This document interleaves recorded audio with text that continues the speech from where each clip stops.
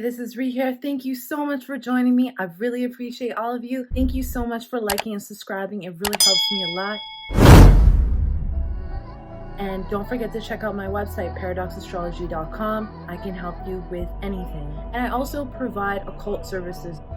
If you would like to support this channel and would like to see more exclusive occult videos, please consider joining my Patreon.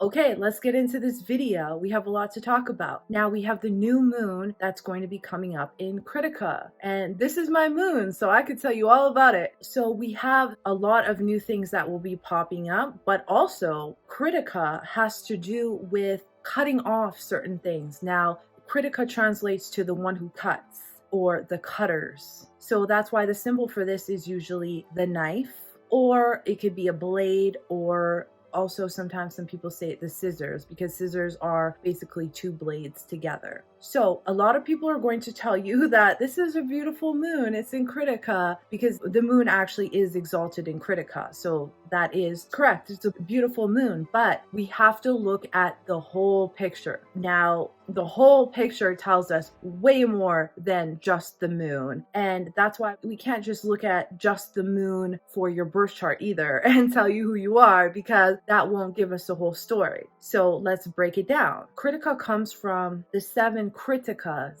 or the 7 wives of the 7 main rashis, or the sages that actually look after our galaxy. One of the stories of Krittika is, at one point the world was consumed by demons and the demons were taking over. So everybody wanted a solution. So they went to Lord Shiva and they asked Lord Shiva, can you help us destroy the demons, or can you destroy the demons yourself? Lord Shiva did not want to get involved in that, but he said, I will help. He said, I will have a son, and my son will be born to come destroy the demons. The demons were looking for the son. So Lord Shiva, he sent his son up to Krittika for the 7 wives to take care of the son. And while they were taking care of the son, they gave the son so much esoteric knowledge and taught him everything about the occult. They gave him a lot of knowledge so that he could destroy the demons. As soon as the son reached boyhood, he went back and he destroyed all the demons. So everyone was very thankful to the wives for teaching it. This nakshatra has a lot to do with adoption. It has to do with being a mother, motherhood for children that aren't yours. It has to do with knowledge, teaching. It's actually considered the university of the nakshatras because of so much esoteric knowledge. I have a video about Krittika and the 9 hand seals if you want to check that out. The 9 hand seals, which are in Kuji-in, which are practiced by Taoist sorcerers and a lot of real life ninjas. I've practiced this myself using mantras, mudras, and visualizations. Actually, these hand seals represent your chakras, and they represent the stars in the Big Dipper. So this is a very deep nakshatra with knowledge. So because of the story, it relates to a sense of danger, seclusion, having to hide out, things of that nature, the care of anything young and delicate. So that's why the moon is exalted here, because it can be the ultimate mother. Now, there's also another side of Krittika which has to do with adultery. There are stories that the 6 wives actually were accused by the Rashis of being in love with Agni, and Agni is the fire god, which actually is represented by this as well. The fire, the spark is Krittika, even though it is ruled by the sun. So they actually accuse them of being more in love with Agni, except for one. So it has to do with adultery as well. So there's adultery, there's adoption, and stepchildren. Now it's represented by the knife because it's about purification. That's why it has to do with the fire god as well. Fire is about purifying something. Now, a knife can be used for destructive purposes by literally cutting. I could tell you all the most pivotal moments of my life have to do with a knife.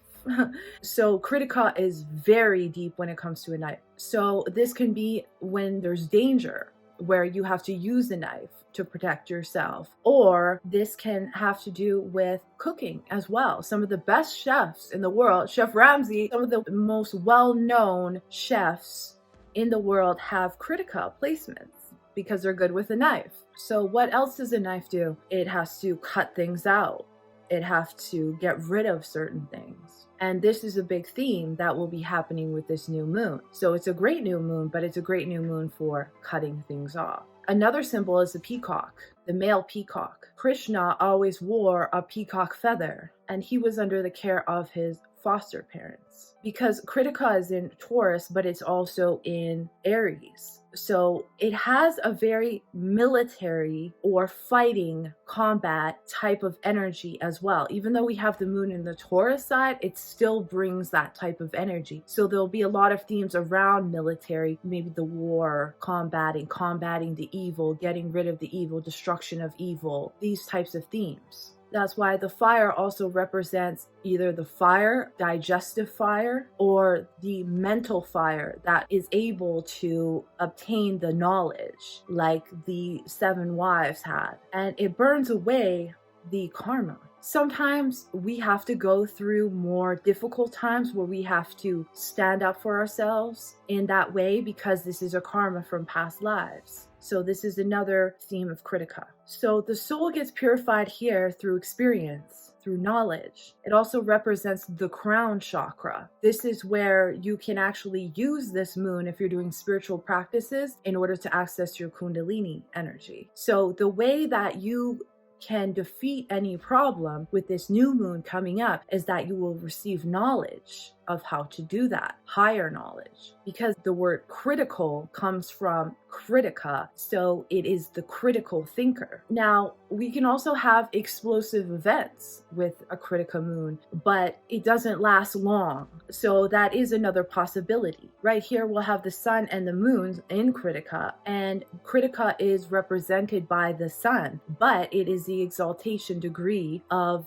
the moon. So it is a great balance between the mind and the soul. So a lot of people will be able to get these insights to really help them move forward, to cut out what needs to be cut out. Because it is the fire god and it is in Taurus, now we're going to see an increase in forest fires. That's been happening a lot, but this will actually increase with this new moon, perhaps some new forest fires. So just be very cautious of that. Fires where people will have to leave in order to seek refuge, in order to hide in seclusion from the demonic fire, just like the story. But on a spiritual level, it helps you purify yourself through these experiences. Maybe through these darker experiences, you're going to learn and you're going to get rid of these karmas.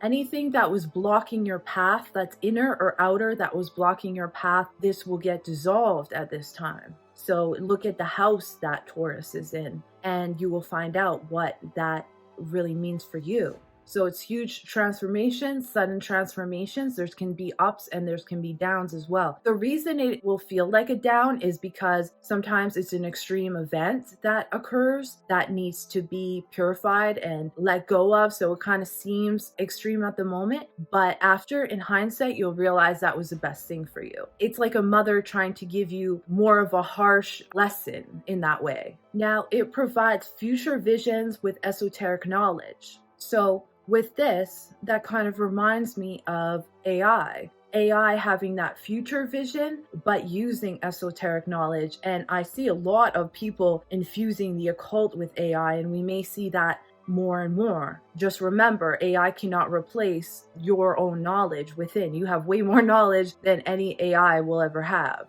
Now, this will have to do with anybody who's a critic, movie critics and things like that, because one thing about Krittika, it amasses worldwide fame. Anybody in authority positions, technical positions in general, teachers, educators, universities, especially laws, judges, anything to do with any knives, swords, blades, firefighters, military professionals, so more fires, more things to do with the war. Those who work in foster care, who take care of children that aren't there, stepmothers, stepfathers, any rehabilitation with addicts. That could be alcoholism, drugs, anything to do with that, weight. Self-improvement is a very good one to improve yourself. Hairdressers, tailors. This is great for any kind of cult rituals that you want to do with fire purification rituals, perfect time. This also has to do with volcanic eruptions. And there are some that are actually a possibility of erupting, and this could set it off because it involves a fire, one, and people have to seek refuge. Now, its demonic quality has to do with killings, tit for tat. So we could definitely see some violent activities occurring, especially because Mars is in Cancer, and we'll talk about the aspects in a second. Make some swift changes, some swift endings. This is good for that. Don't get too caught up in your emotions if that does happen. It's for your best interest.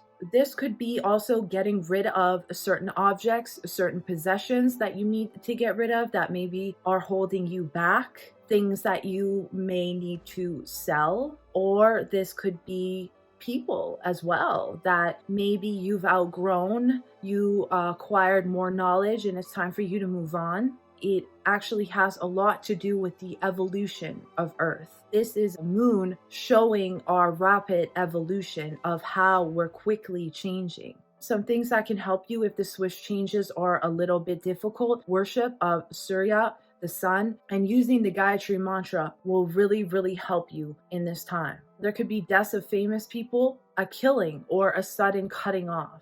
Now, we'll talk about the aspects. In the third house of communication, travel, learning, transportation, we have Mars in Cancer, debilitated. So we could actually see problems with transport, problems with communication, more like passive aggressive types of communication. Maybe there's that you have to cut something off or cut some people off. There could be some accidents while traveling. Just be careful of that. Short distances, not long distances. So that could be car, bus, bike, things like that. Uber, Lyft. Problems with broadcasting. Anyone broadcasting, this could be a cutoff of certain broadcasters, a firing, getting rid of. This could be YouTube. This could be social media because that's considered broadcasting. Siblings. There could be a purification of your relationship or a sudden cutting off of a relationship. This is schools, teachers, and writing as well.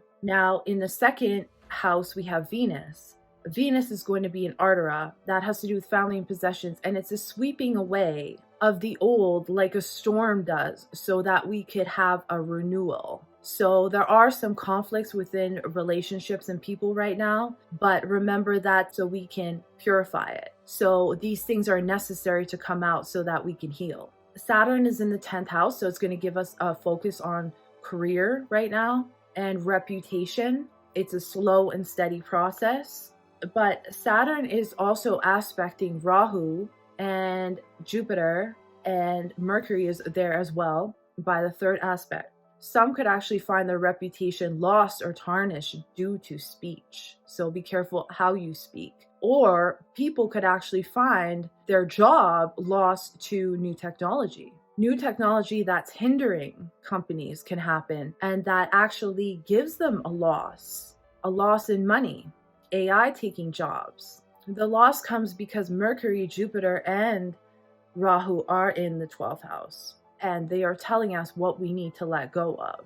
This could also be certain jobs lost to those overseas.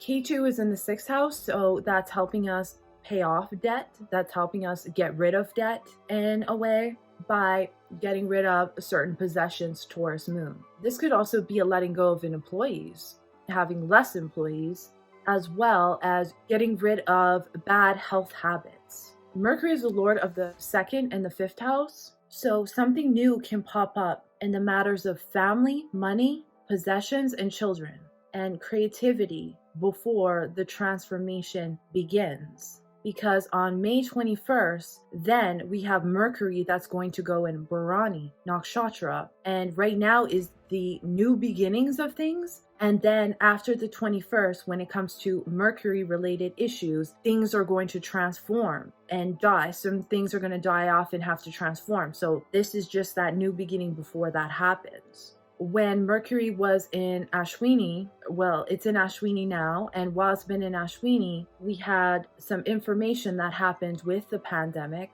with health, and there's more of that to come, new issues popping up, that new things that we're learning, and things that we need to cut off, and endings we need to cut off now that we're moving forward, understanding the mistakes that were made. Like I said, some people could separate from their family or children because of going overseas. There could be actually a lot of talk about deaths, about losses, and this could be amplified right now, being in the 12th house with Rahu and Jupiter, making things a lot bigger than they were. It's also breaking the cultural norms that we had and ending the way things were done maybe traditionally, and now things are going in a more unorthodox direction. So that's just a little bit about this new moon coming up, and I thank you so much for joining me, and I'll see you in the next one.